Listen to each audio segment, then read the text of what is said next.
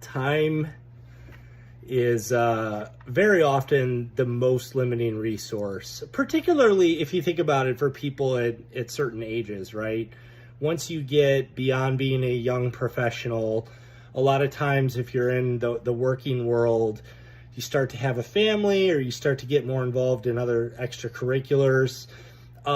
Between time, energy, and money, a lot of times you could always use more of each of them, but the hours in the day are the thing that tend to be the most limiting. And that certainly is the case for me and for our family in general.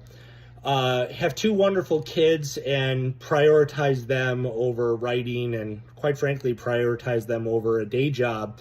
But you also need the day job. You need the things that have to be done around the house. And really what I have found it comes down to is just making the very active choice and in some cases sacrifice to prioritize the writing. I never compromise on my job. They're paying me a salary to do a job. I always want to stick to that from an integrity standpoint. I don't ever blur those lines. And I never compromise my family. I believe, as a faith-driven guy, that family is more important than all of that.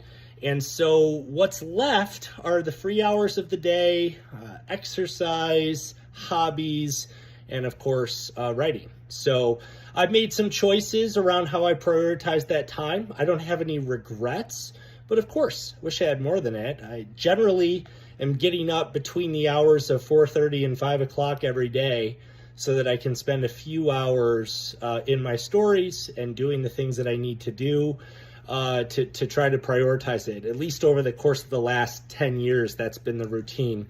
Sometimes more, sometimes less, but you do very much have to make the decision as an author with a job on the side and a family. Are you going to prioritize it or are you not? And I would recommend you do, but it has to come from a passion and a love of writing, because otherwise, quite frankly, it's just not worth it. So.